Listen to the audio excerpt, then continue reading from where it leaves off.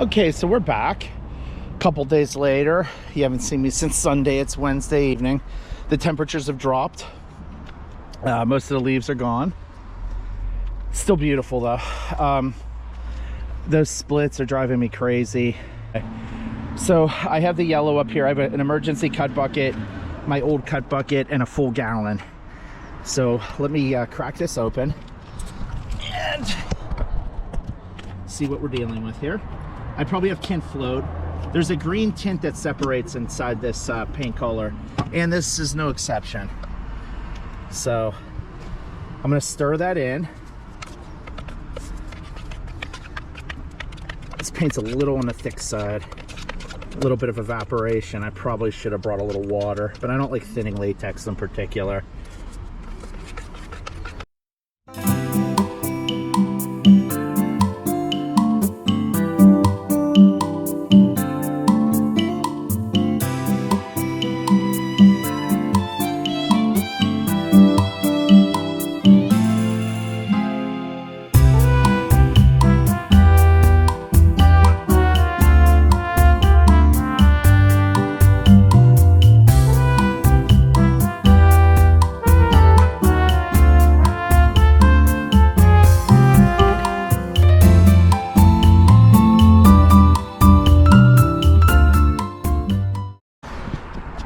So I brushed into I probably went a little too close. I should have left more of the white showing, but took that out of the job. It looks terrible, but it's just to make it look better from the driveway, the street, what have you. Now I was also trying to bring the level of the cut bucket down to a point where I'm not going to put the whiz roller so deep in the water, but I haven't in the paint, excuse me, I haven't gotten to that point yet, so I'm in no danger of this paint drying quickly because of how cold it is. It's below 50, I'm pretty sure. So what I'm going to do is do the same thing over here, just run my cut-ins, or down the trim pieces around the edge of the old trim. And then that's a trick, instead of using so much caulk, is you paint up onto the trim and then you put the finish color over it after caulking it, and then you've used less caulk and it'll stick better. So now here's some stuff. I didn't run the brush into this to feather this out, so I've got to lay that down. But I probably only need that amount of paint to knock this out, and that would be amazing because I could just put the lid on it and then I have a perfect ready to go cut bucket for the next time I do this. So all right, back to time lapse.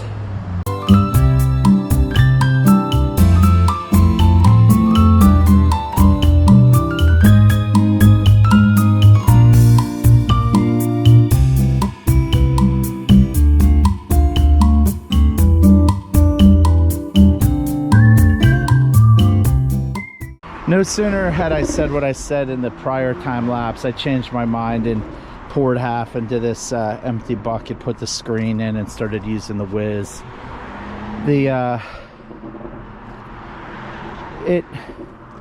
It'll look okay from the driveway. I hate everything unless it's just perfect. So I'm gonna move over here and just keep it moving. And then I got two lonely dogs, two lonely cats, and a pile of paperwork. There's the moon. I enjoy doing this. I don't know, at this time of year it's kind of fun because you don't have to worry about yellow jackets or mud daubers or heat stroke or all the sunburn or all the other stuff that can get you. You can kind of just be glad that you're outside. It's 45 degrees out. 25 years ago, I worked for Sherwin-Williams, and when I was there, they had a product that no one bought it hardly. It was called Low Temp, and then instead of having Low Temp 35, it was called, for obvious reasons, that was the bottom number that you temperature that you get paint at. And they did something really cool. They made super paint and then duration, and then all their other paints, I believe, that are exterior. I don't know about A100, but they made them low temp products. So they mixed glycol in. On a very hot summer day, it makes them very draggy because the paint just wants to dry immediately. Although you can still use it in the heat, but at this time of year, you can use it with no punishment. It, you know, the paint job will still hold up. So it's a wonderful, wonderful thing, and this paint's a pleasure to use at this time of year. All right, we're gonna get back to time lapse.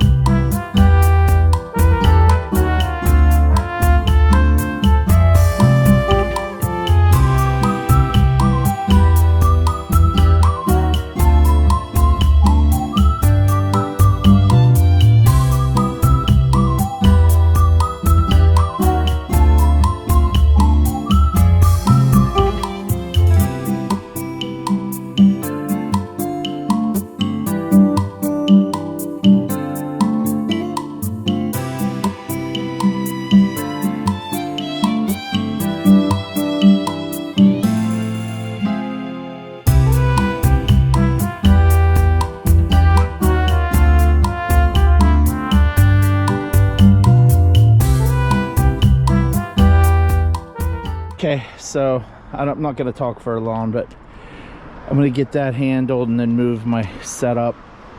Just keep progressing. I'm getting a lot less holidays. I mean, this looks terrible to me, but hopefully it looks terrible to you too. Which would mean the camera's doing its job. But yeah, I mean, it feels good to have it just be yellow, and it buys me time. Boy, those holes, a lot of it's like cable, phone kind of stuff, because this house used to be a rental property. It was a comic book store, an antique store, all sorts of crazy stuff. So I kind of regret reattaching the downspout, but we got a pretty good bit of rain, probably over ½ an inch, and we've been in a bad drought, so I wanted it to go down into the gutter instead of where it doesn't belong, but it might present me with some issues. When I do the second coat eventually, I'll take that off. All right, we'll be back.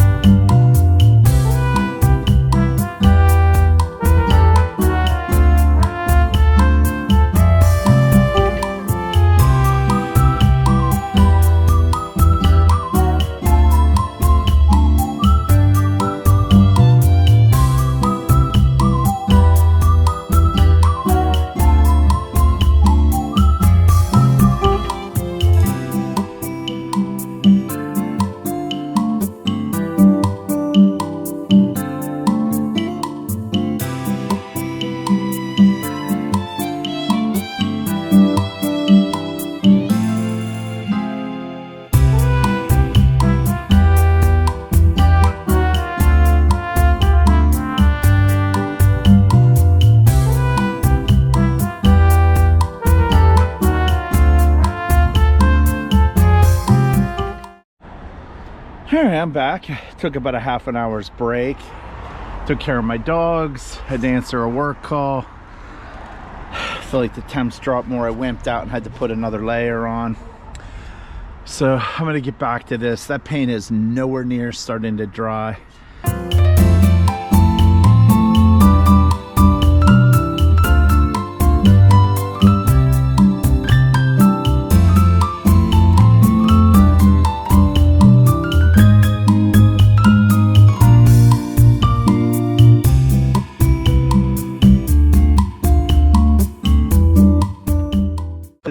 today.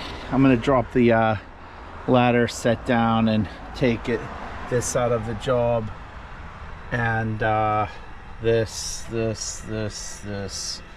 and then down at the bottom, which you can't see. I'll put you on time.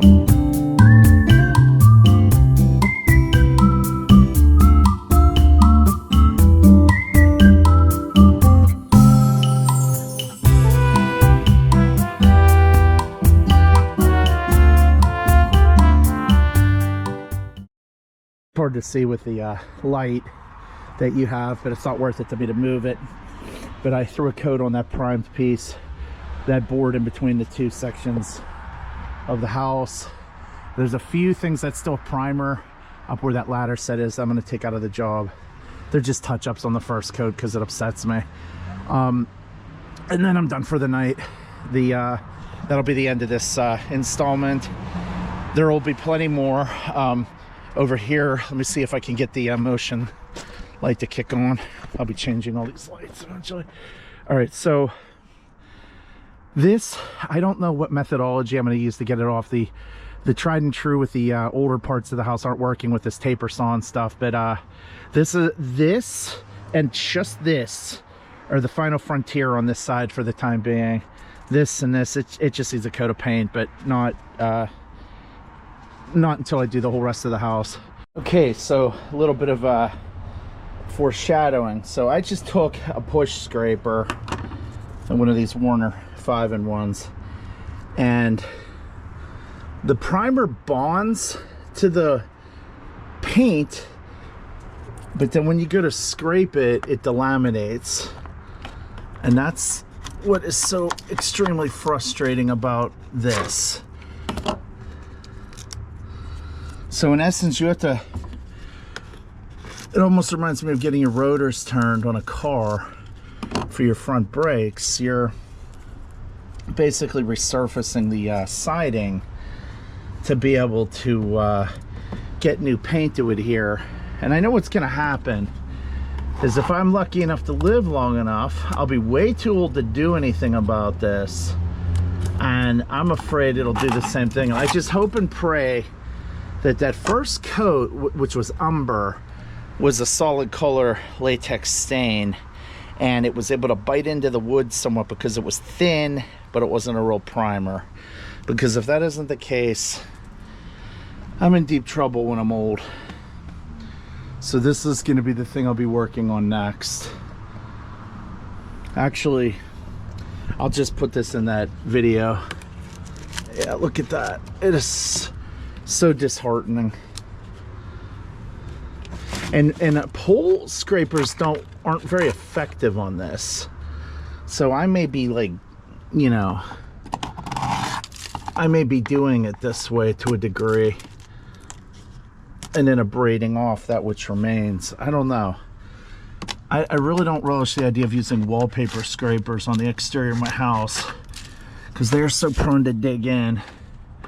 But that might be what works. And part of doing this kind of work is figuring out what works and accepting the fact that what works in one situation is going to be absolutely ineffective in the next.